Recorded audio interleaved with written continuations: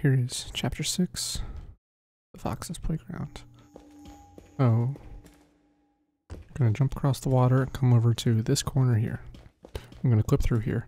It's a little tricky to get this lined up correctly because of the wall textures just being these splotchy messes.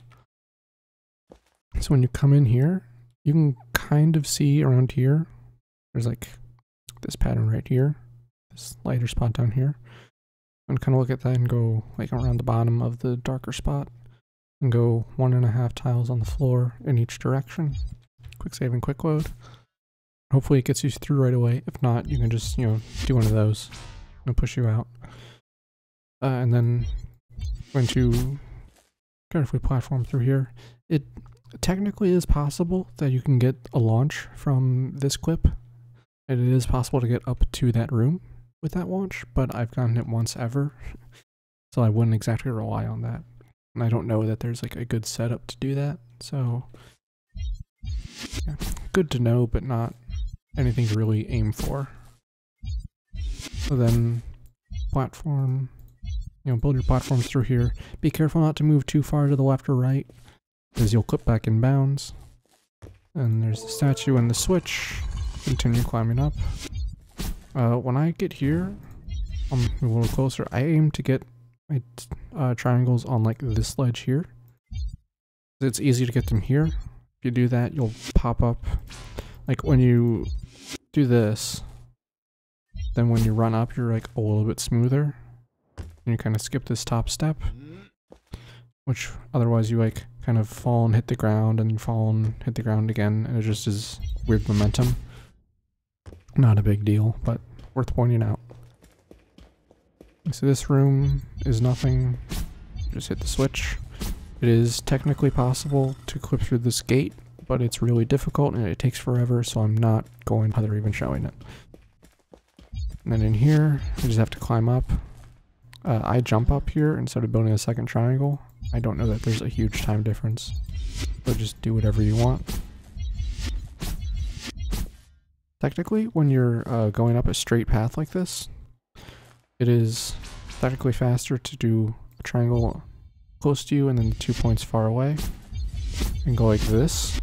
It lets you draw them really fast because you're just doing this triangular motion over and over. And like boom, boom, boom, boom, boom, boom, boom, boom, boom. I find that to be like the smoothest. But it's, once you're getting really fast at drawing the triangles, then it's good to know. And there, when you're on this top triangle, this top one, you need to make sure that it's big enough for you to stand on. Sometimes make it a little too small and I fall off, and it's embarrassing. And then you draw this on the stairs here, and when you're on that triangle, you just jump, and if you hold down jump long enough, your gravity corrects, and you'll land on this one. When you come in here, you can be on the very edge here and grab the statue, so you can avoid falling in like this, which is a little bit slower. It's like not worth slowing down and stopping for, but it's useful to try and be able to grab the statue and then turn around without falling in. And then going back through here, it's just more platforming. No big deal. Then on this part, very tiny time save. It's called the 1/10 jump. You do that, it saves 1/10 of a second. It also skips the monk's dialogue, which is not important or useful in any way, but it is interesting. So now to the other major trick of this run. In this room, when you're coming in, when you want to draw a triangle on that wall, it doesn't really matter where, it just needs to be below this doorway. And you want it to be pretty big, because you're going to be using it on the other side of the wall to draw triangles on. And so you just give yourself enough space. Just be careful not to put it too far into the corner, because if you do something like this, then it can get in your way for clipping through. So something like this is good. Make sure this side of the triangle doesn't go too far past the side of the hole in the wall. And then what you're going to do is put a triangle down here. Right, and this is going to stand on it. If you don't do this, I find that it is really more likely that you're going to clip downwards into the room below.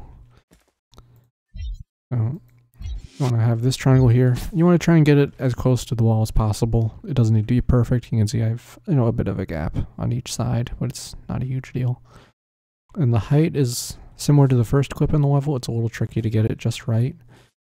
For both of them, if you are like looking at the wall and you're like kind of looking straight ahead and you're not looking up or down at all, you run in and then ankle down a little bit, that's usually about good. And this has the added bonus of not having any textures to line up with. So you just kind of have to get a feel for this. And hopefully you'll clip through. It's possible that you'll clip through this wall and be over here, but it's pretty easy. As long as you're just holding crouch and moving carefully, it's really easy to move from one side to the other. But yeah, you want to be over here, facing this direction. And come through here. And I'm going to recommend you quick save a lot here, because it's very easy to end up back in bounds or to fall. We need to be out of bounds for quite a while. Yeah, this is why we build that triangle on the walls, because you can see it, unlike the rest of the wall. We need 1 point on there to be able to draw it, because this is too far away and it's at a weird angle. So it'll be extra triangles to be able to climb up using that. And just work your way up here. And kind of the last big trick is here. So this block right here, this is the special block. You want that to be kind of where you're lined up with, and you want to make a triangle as wide as like these 3, and you want these points to be very, very close to the top. So this might be too close. Actually, no, I think this will work. Because what you're going to do here is you're going to carefully move up, just tap forward a little bit until you're no longer on the triangle and your gravity will adjust. You know, you move off the edge of the triangle just a tiny bit, and then it flips your gravity and you are standing on the edge of the triangle. So from here, I'm going to draw a triangle like this on, you know, the edge of this triangle plus the center beam, then draw a triangle over here, and you can crouch down and grab the statue. And with this triangle in particular, it's important that you don't go too far down. Because if you see, as we're about like 2 blocks tall, I think, maybe a little bit more. And if you are even just like 1 block down, when you walk down here, it'll shove you back in bounds.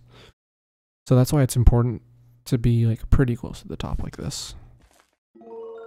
And then go from that corner to the edge of this one. And that's why on the triangle on the wall, it's important to be over here far enough to the left. So that's why I aim for that one differently colored block, because it makes that triangle on the way back much easier to do. And then climb up the side of this. And I try not to go too far to the right. You can see about where those triangles are. So you could go like to the right like this, but then you'll be just over here. It's not a big deal either way.